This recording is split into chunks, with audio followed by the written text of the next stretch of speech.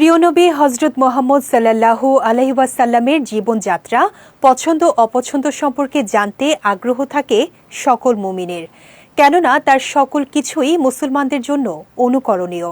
নবীজি সাল্লাল্লাহু আলাইহি ওয়াসাল্লাম একটি ফল খেতে ভীষণ পছন্দ করতেন, যেটি কেবল একটি ফল নয়, বরং এটি বরকত, সুস্বাস্থ্য ও শান্তির প্রতীক।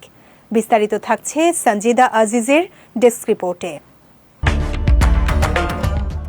এত ফল থাকতে রাসূল সাল্লাল্লাহু আলাইহি ওয়াসাল্লাম একটি ফল খেতে বিশেষভাবে পছন্দ করতেন। এমনকি এই ফলটি নিয়ে তিনি বিশেষ নির্দেশনাও দিয়েছেন। সেই ফলটি হল জয়তুন।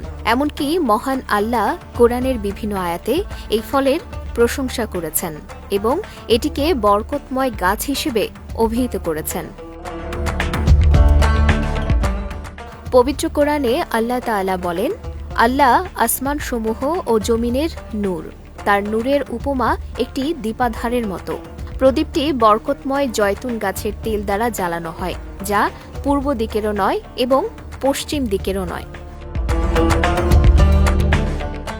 প্রিয় নবী সাল্লাল্লাহু আলাইহি ওয়াসাল্লামের অন্যতম প্রিয় ফল ছিল এই জয়তুন। শুধু ফলই নয়, তিনি জয়তুনের তেলও ব্যবহার করতেন এবং সাহাবাদেরও এটি ব্যবহারের উপদেশ দিতেন। হযরত ওমর রাদিয়াল্লাহু তাআলা আনহু বলেন, রাসূলুল্লাহ সাল্লাল্লাহু আলাইহি ওয়াসাল্লাম বলেছেন, তোমরা জয়তুনের তেল খাও এবং তা শরীরে মালিশ করো, কেননা এটি বরকত ও প্রাচুর্যময় গাছের তেল। এছাড়া আগের নবীগণও এই গাছের ফল ও তেল ব্যবহার করতেন। এমনকি তাদের কেউ কেউ জয়তুন গাছের ডাল মেসওয়াক হিসেবে ব্যবহার করতেন। তবে শুধু ইসলাম নয়, ইহুদি ধর্মেও জয়তুনের বিশেষ গুরুত্ব রয়েছে। তাদের কাছে এটি শান্তির প্রতীক হিসেবে বিবেচিত।